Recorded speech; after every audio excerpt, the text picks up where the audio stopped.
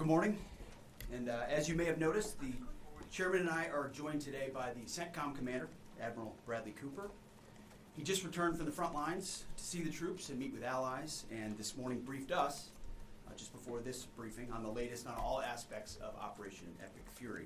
So after the chairman concludes, we'll ask Admiral Cooper to share a quick update on the ground truth from his trip to the region as he continues to implement an ironclad blockade and ensures that our forces are maximally postured to restart combat operations should this new Iranian regime choose poorly and not agree to a deal. And that is what we urge this morning, that this new Iranian regime choose wisely, which is where we'll start with a message to Iran's military leadership, to the KH leadership and IRGC leadership. We're watching you. Our capabilities are not the same, our military and yours. Remember, this is not a fair fight. And we know what military assets you are moving and where you are moving them to. While you are digging out, which is exactly what you're doing, digging out of bombed out and devastated facilities, we are only getting stronger.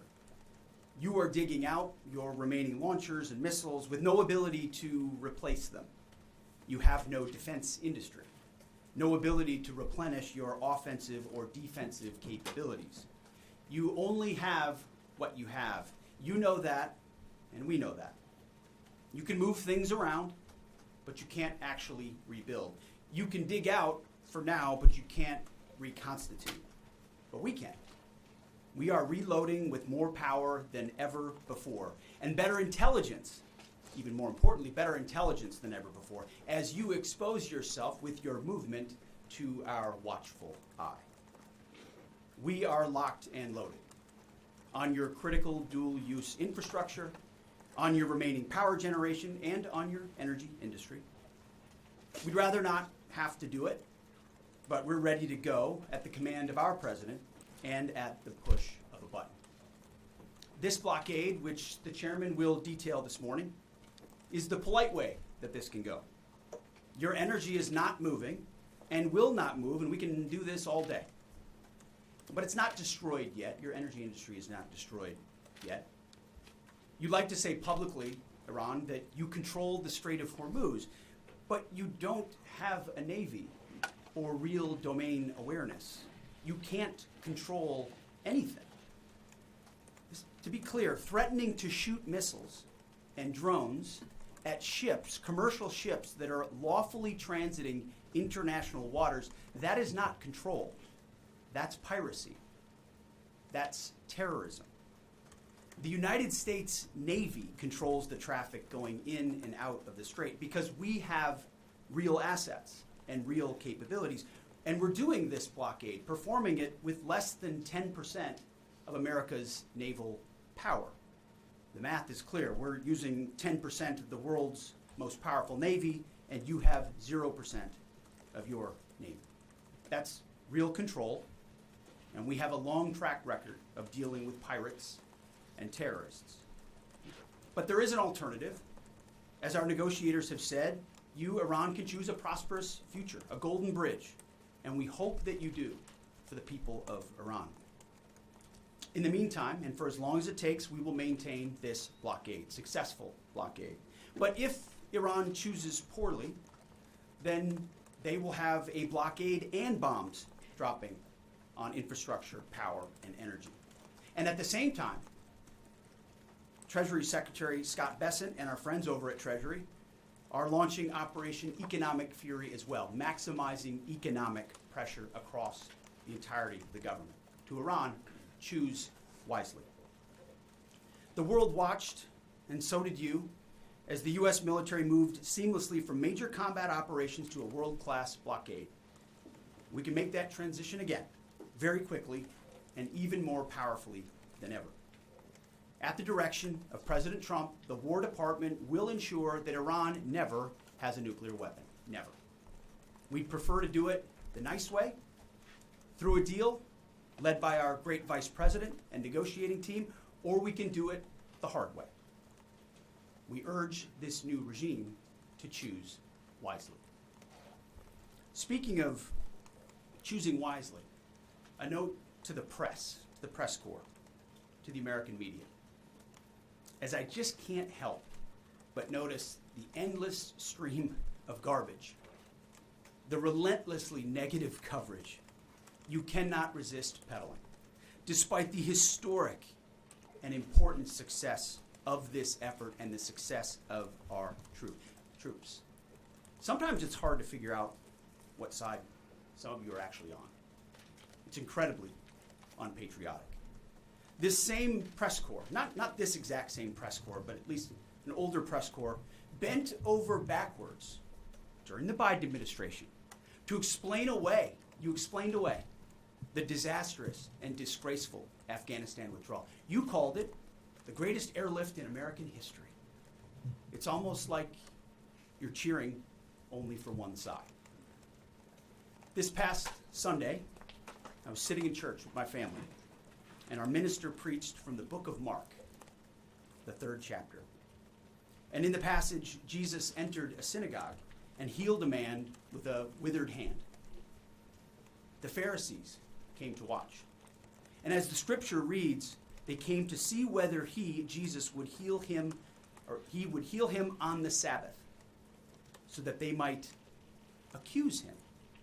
You see, the Pharisees, the so-called and self-appointed elites of their time, they were there to witness, to write everything down, to report. But their hearts were hardened. Even though they witnessed a literal miracle, it didn't matter. They were only there to explain away the goodness in pursuit of their agenda. As the passage ends, the Pharisees went out and immediately held counsel against him, how to destroy him. I sat there in church and I thought, our press are just like these Pharisees. Not all of you, but the legacy Trump-hating press. Your politically motivated animus for President Trump nearly completely blinds you from the brilliance of our American warriors. The Pharisees scrutinized every good act in order to find a violation, only looking for the negative. The hardened hearts of our press are calibrated only to impugn.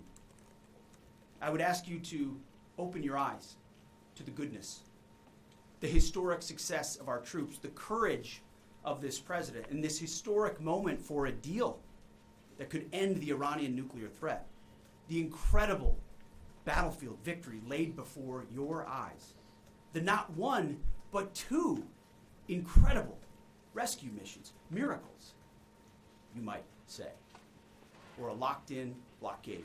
Or how about historic recruiting numbers? Yesterday, we announced that the Air Force and the Space Force met new higher goals in FY26, 5 months in advance of the end of the fiscal year, five months ahead of time. The Marine Corps and the Army will soon do the same. 2-3 years ago, we couldn't meet lower recruiting numbers, not even close. Where are the reports on that? Where's the coverage of the new spirit in the country, the new spirit in the ranks, the surge of Americans wanting to join the greatest military in the world? Nothing from the fake news. We sense a pattern. You see, on the battlefield, these are demonstrations of uniquely American capabilities, strength and resolve. It's all around you each and every day. But in the press, you only seek the negative, earning each and every day the fake news label. But the American people, with goodness in their hearts, see past the Pharisees in our press. They see the goodness. You watching, you see the goodness. They see the success. They see the reality. And they don't demand perfection, and perfection is not possible on any battlefield. But they see the incredible feats that our troops accomplish every single day. So to those troops, stay focused, block out the noise, stay aggressive. You are showing the world what it means to be an American warrior. You are making this building and the American people proud. We pray for you every day, and we have your back in every way. And to Iran, choose wisely. I pray you choose a deal which is within your grasp for the betterment of your people and for the betterment of the world. In the meantime, the War Department is locked and loaded. Mr. Chairman, over to you. Thank you, Mr. Secretary, and good morning, ladies and gentlemen. Thank you for being here today. Last week, the President of the United States directed a ceasefire that temporarily paused major combat operations in Iran. The unprecedented effort by America's joint force during Operation Epic Fury set the conditions for this ceasefire. And as the Secretary said, I'd like to emphasize during this pause that the United States joint force remains postured and ready to resume major combat operations at literally a moment's notice. This morning, I'd like to give you an update on the ongoing blockade in the CENTCOM AOR area of responsibility. On Monday, 13 April, at 10 a.m. Eastern Standard Time, at the direction of the President, America's joint force began implementing a blockade against Iran under the leadership of Admiral Cooper and the team at CENTCOM. Let me be clear, this blockade applies to all ships, regardless of nationality, heading into or from Iranian ports. The U.S. action is a blockade of Iran's ports and coastline, not a blockade of the Strait of Hormuz. Enforcement will occur inside Iran's territorial seas and in international waters. In addition to this blockade, the joint force, through operations and activities in other areas of responsibility, like the Pacific area of responsibility under the command of Admiral Paparo, will actively pursue any Iranian-flagged vessel or any vessel attempting to provide material support to Iran. This includes dark fleet vessels carrying Iranian oil. As most of you know, dark fleet vessels are those illicit or illegal ships evading international regulations, sanctions, or insurance requirements. More than 10,000 sailors, Marines, and airmen, over a dozen ships and dozens of aircraft are executing this mission. And let me walk you through this operation a little bit. Please go to the first slide. First to the graphic. This is taken before the blockade began. North is up. You can see the blockade line here in the center of the graphic, denoted by the red dashed line. This map is a pull from our common operating picture that we use to allow commanders and key leaders to see what is happening in near real time. We just grabbed screen grabs to highlight the actions and activities. What is not shown is how incredibly congested this area is and the incredible work that our sailors are doing to ensure that they can work in and around an incredibly busy water space. What is also not depicted here is the massive force of fighters, intelligence aircraft, helicopters, and other embarked forces, to include aerial refueling tankers that are up overhead this blockade area.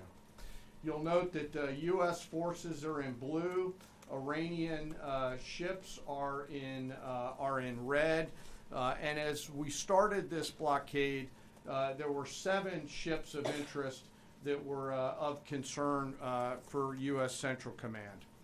Through a variety of intelligence tools and with the assistance of the Office of Naval Intelligence and other intelligence agencies, the force began to hunt for potential interdictors at 10 a.m. Eastern Standard Time. Next slide, please.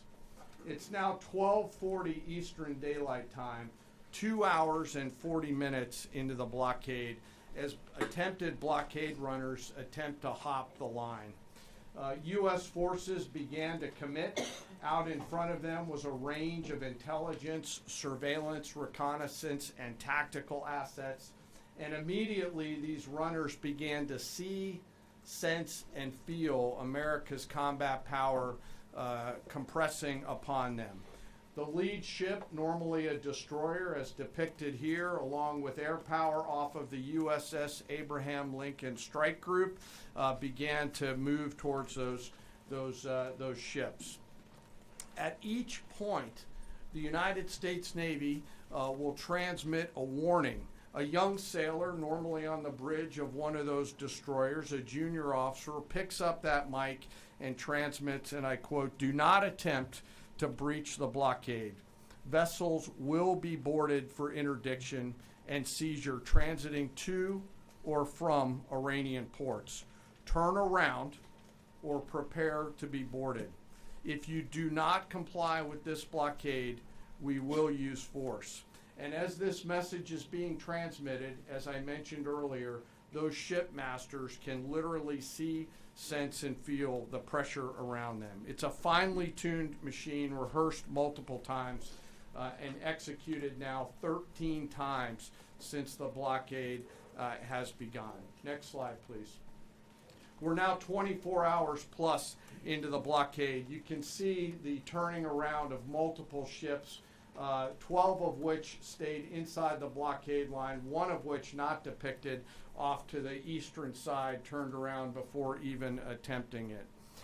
Any ship that would cross the blockade would result in our sailors executing pre-planned tactics designed to bring the force to that ship, if need be, board the ship and take her over. And that includes a series of escalated force options, which could include warning shots and others. Next slide. The final graphic shows taken at 11:20 p.m. the night of 14 April. You can see that the captains of all these ships have made the wise decision not to move, transit, or run this blockade. As I mentioned, so far 13 ships have made the wise choice of turning around. And as we continue to hold this blockade at the order of the Secretary and the President, any vessel that compares to comply with our instructions will be dealt with accordingly. As of this morning, U.S. Central Command has not been required to board any particular ships. And I'll remind you that we are also conducting similar maritime interdiction actions and activities in the Pacific AOR against those ships that left that area before we began the blockade. Before I turn it over to Admiral Cooper, I want to talk briefly today about the men and women enforcing the blockade, America's sailors and Marines, and today particularly our destroyer and surface forces. When we talk about an American destroyer, it's important that you and the American people understand their capabilities. An Arleigh Burke-class destroyer are the backbone of the United States Navy surface fleet. Over 500 feet long, they displace 9,000 tons, and it is the sports car of the United States Navy. From the keel to the mast, they stand nearly 10 stories tall, and their 4 gas turbine engines can drive the ship at 30-plus knots. These ships are armed to the teeth with surface-to-air missiles, land attack cruise missiles, anti-ship missiles, anti-submarine rockets, torpedoes, 5-inch naval guns, multiple electronic warfare systems, embarked helicopters, extending the reach and capability of each and every one of these destroyers. But far and away, the most important weapon on board these ships is the American sailor. Over 300 warfighters are the heart and soul of these warships. At sea, sometimes for months, and these ships out in the CENTCOM AOR have been out there for months. They operate around the clock in a constant state of readiness, always delivering for our joint force. It's hot in the engine room. The engineering team keeps the lights on and the ship powered and able to respond to the orders from the bridge. On that bridge, our sailors maintain a constant watch, maneuvering the ship tactically and safely through always congested water space. And there is a lot out there. It is like driving a sports car through a supermarket parking lot on a payday weekend with thousands of kids in that parking lot as you attempt to maneuver through there to get to that ship that would attempt to run that blockade. Down in the Combat Information Center, the CIC, the Tactical Warfare Center of the ship, that is where the decisions are made. As threats appear, these young sailors are making real-time decisions on how to identify these threats and handle them, and they always deliver. These ships are run by the youngest sailors in our surface warfare Navy. The helmsman, the sailor on the watch at the bridge, is normally just between 18 to 19 years old, and they are trusted to drive this warship through that supermarket parking lot without hitting anything. The conning officer, an equally young commissioned officer who's normally just a few years out of college, is the ones that are giving that young helmsman the orders on where to take that American warship to execute the mission that the Secretary and the President has given us. These are incredibly well-trained sailors. They are led by incredible leaders, salty, experienced leaders, and trusted with deep responsibility. And I'm so humbled and proud of America's Navy.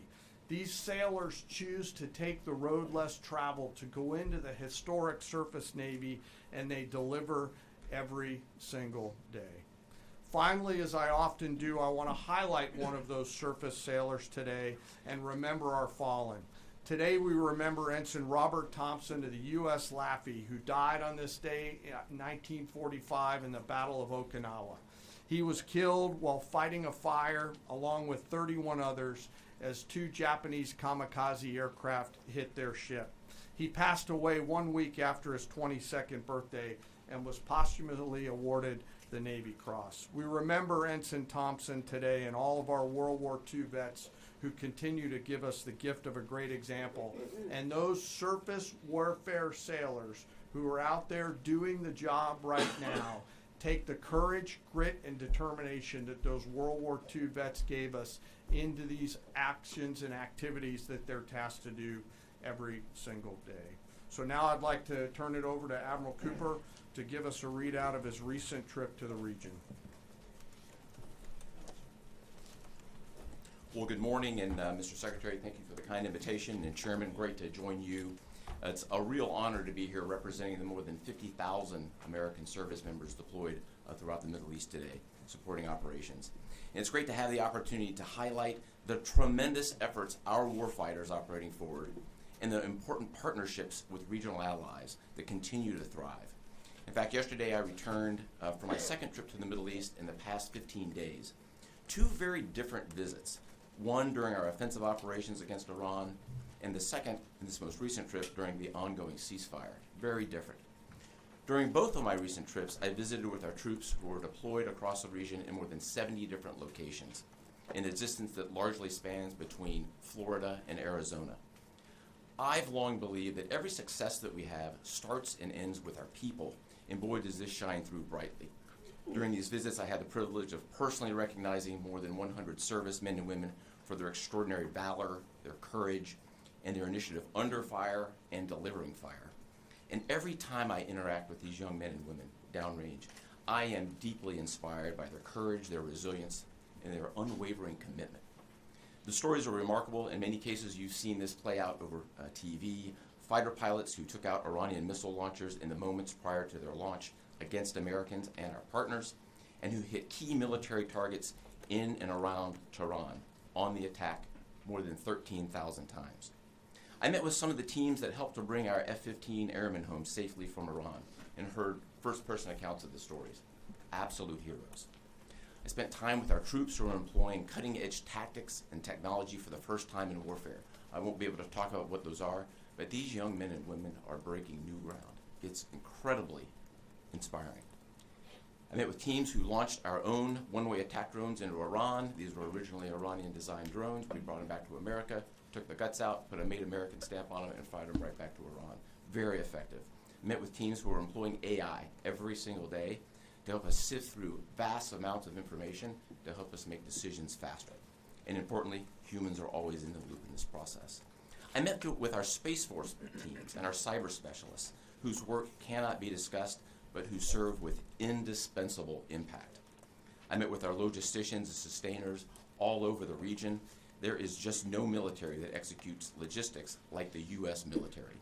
This group is doing exceptional work, moving thousands of tons every single day.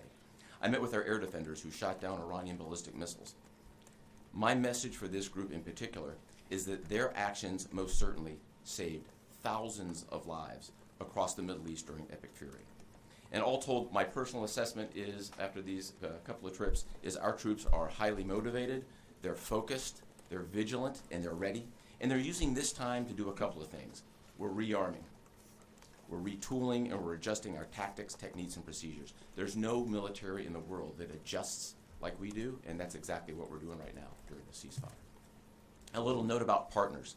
My discussion with regional allies and partners, both at the senior civilian level and the senior military level, reinforced our shared commitment to regional security. But beyond that, having now fought together, side by side, I assess that our military partnerships are stronger than ever as we continue to maintain a very active defense posture across the region during this ceasefire.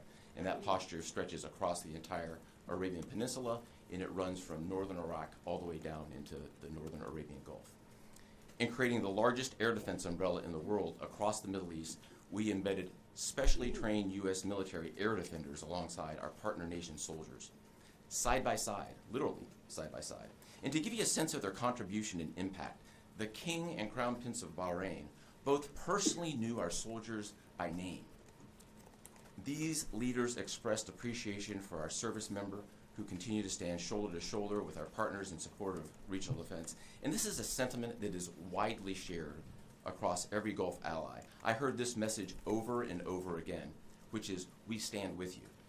As the Secretary and the Chairman have said, Bahrain, UAE, Saudi Arabia, Qatar, Kuwait, and Jordan have been exceptional teammates. I had a chance to meet with both their senior leadership as well as their troops. Boy, equally inspiring and equally committed to mutual defense. They defended Americans and they defended their own country. It was inspiring. And there's been no better teammate than Israel. Together, the four best air forces in the world, the Israeli Air Force, the U.S. Air Force, and the air forces of the U.S. Navy and U.S. Marine Corps, together met and exceeded our own military objectives over and over again. Twice in the past 2 weeks, I've met with the Israeli Chief of Defense to ensure that we remain closely aligned, and we do. And then finally, let me just close by saluting the brave men and women who are in uniform and who continue to answer the call with unrivaled lethality, great teamwork, and resolve. We've asked them to stay ready during this period, and that's exactly what they're doing. I couldn't be prouder, and I know that you and the American people share in that same pride. Thank you so much. We'll take a few questions. Go ahead. Thank you. Alexandra Ingersoll, One American News. How is the Iranians' decimated command and control affecting the ceasefire at this juncture? Ergo, how are we enforcing a ceasefire with an enemy who has virtually no command and control? And then one other question about the Houthis being, have the Houthis been an issue in the Straits of Hormuz and the Bab al-Mandab Strait at the Red Sea, or are we tracking that militarily? Appreciate that. On the ceasefire front, it's right. Their command and control capabilities are highly degraded. So their ability to talk, see, sense is at the worst it's ever been. But their motivation to want to stay in the ceasefire is very high because they understand that a violation of that ceasefire means a commencement, once again, of Admiral Cooper's forces, which went very poorly for them. So they have a high incentive to maintain that ceasefire, even though they can't talk and organize as well as they'd like to. And as far as the Houthis, thus far, they have stayed out of it, which, of course, we think is a good decision by them, and I think is a reflection of the fact that over a year ago in Operation Rough Rider, we had an ongoing and intense campaign that demonstrated American capabilities, which has them hesitating to want to do something on that strait, which I think would be a poor choice. Good morning, Mr. Secretary, gentlemen. David Zia, Real America's Voice. As commercial shipping ramps up, you know, there was 130 ships a day going through that. As that happens, ships have to anchor up, right, and wait to pass through the narrow strait. Is there any progress with an international force to phase out U.S. military-led escorts or other? Is anyone stepping up to do that? It's a great question. Long term. They should be. There's a lot of talk, and what we've seen in this conflict from allies, and those is a lot of talk, except for the ones that were mentioned by Admiral Cooper in the region, who've been phenomenal. Other allies have talked a lot and haven't done anything. And as the president has pointed out, this is a waterway that the American commerce doesn't use all that much. We don't rely on the energy coming out of the Strait of Hormuz, but Asia does, and Europe does, and large parts of the rest of the world do. And so their ability to muster a collective defense or a clearing of the straits would be a wonderful thing. And we hear and see the talk about it, but when shots were fired and those countries were needed the most, they weren't there. They weren't in the strait. They weren't alongside us. Their leaders weren't rallying what they have of their navies. If they decide after CENTCOM does the heavy lifting, which again, they should be able to do. We should live in a world where other countries can defend waterways, not just the United States Navy. Should that conclude, which we believe it will, then we would welcome other countries coming in after the fact. But you can't live in a world in perpetuity, and this is a message to the rest of the world and our allies, where you just rely on America to continually do the heavy lifting. Oh, Iran might get a nuclear bomb. Who's going to do something about it? America. And America only. Other allies need to invest in their capabilities so they can project power and do basic tasks like clearing a strait. So we're not counting on it, but it would be wonderful to see it if it ever materialized. Yes. Thank you, Mr. Secretary, and thank you all for your time. I have a couple questions. I know you said a few weeks ago that Iran's supreme leader was wounded and disfigured. Do you have an update on whether he's even alive at this point? And then another question for you. Iranian embassy accounts are sharing an AI video of Jesus Christ kind of bloodily killing President Donald Trump. Does the Pentagon have a response to this, including the fact that this AI Jesus is casting Trump into hell?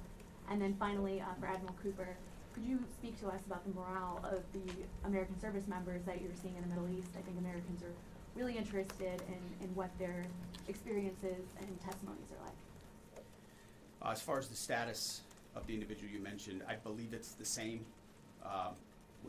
Not a lot coming from him right now, understandably so, a lot of fear.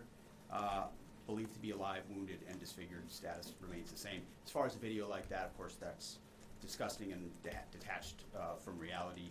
Iran says a lot of things in the propaganda space based on complete lies, and their actions have been lies. Oh, we don't target, we see missiles going into civilian facilities and hotels in the Gulf states. They say we only target military targets as you watch drones and missiles go into. So they are going to misrepresent, lie, spin in a multitude of ways, which we are quite used to. Ultimately, they need to come to the table and make a deal. And I'll hand it over to Admiral Cooper, please. Yeah, I would just reiterate my previous comment. Morale is very high. And anyone in the military can take about 2 seconds to figure out what morale looks like by meeting around it with the people. And it is crystal clear. These are motivated young men and women. I had the wonderful privilege of writing a letter early on in the operation to the team forward. And I told them this was going to be a mission of extreme consequence. And serving at a time where you are making a difference, consequential, as the Secretary and the Chairman have described over and over again, is incredibly and deeply meaningful. And I think that's the key part of the drive, as well as being great teammates across the board. It's a privilege to watch. Jerry. Thank you. Jerry Dunleavy with Just the News. I have a couple of questions. First is some critics of the Trump administration policy, including former NCTC Director Joe Kent, have attempted to claim that the Trump administration's policy of zero enrichment for the Iranians is not actually President Trump's policy, but was foisted upon him by the Israelis. Looking back, doing a bit of a refresher for myself, I saw that zero enrichment was the Trump State Department's policy in the first admin. Let me just stop for a second. As someone who, unlike the individual you referenced, is in the presence of the president nearly every day and has been inside every single key meeting that has happened surrounding the idea of Operation Epic Fury, not a single thing has been foisted upon the President of the United States. President Trump makes his own decisions about the interests of this country and defending our interests, and then working with allies and partners, in this case, Israel, who's got a lot of will and a lot of capabilities, which we're grateful for. Nothing gets foisted on President Trump.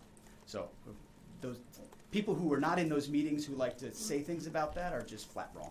I have a quick one for Admiral Cooper, if that's Sure. okay. Thank you, sir, and thank you for being here.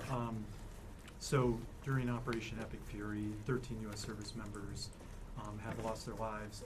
Some of them in an apparent aircraft refueling accident, and some of them from Iranian strikes, including a drone strike. I was wondering if you could share a little bit with us about how those Iranian strikes were able to be successful, and what lessons you've learned, and how you're applying those lessons in the future to make sure that we're able to defend a little bit better against that sort of Sure, thing. really broad question, but first, we will always honor the fallen, and the 13 who lost their lives really helped steel the resolve and congeal the motivation of the forces that are conterred. I met many people who knew the fallen personally. I met many who were reported as wounded and are back. 90% of those who have been wounded have been back to duty. It gives you a sense of purpose and motivation. We have collected dozens, if not hundreds, of lessons learned.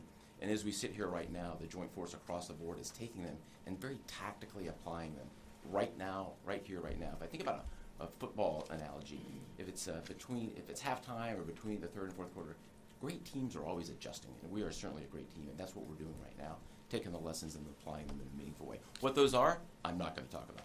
I'll say they extend also outside of CENTCOM and across the rest of the Joint Force. We are a learning organization, so adversaries around the world should recognize that and be aware of that. No doubt. And likewise, I mean, the chairman and I have had the opportunity to greet those 13 and their families at Dover, and it does steel our resolve. And I can just attest to the planning that went into every aspect of this, and force protection, ensuring that CENTCOM has whatever it needs and that they're taking the proper posture has always been a number one in this effort. Last question. Thank you, Secretary Hegseth. There's reporting that says U.S. intelligence indicates China is preparing weapons shipments to Iran during this ceasefire. What's your reaction? Are these reports accurate, and what would be the consequences for the Chinese if they move forward with these shipments?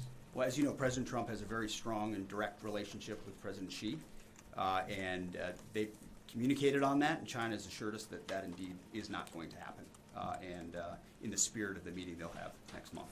Thank you very much. Is the U.S. planning on military action against Cuba? Navy still, Mr. Secretary? Response to the Pope, Mr. Secretary.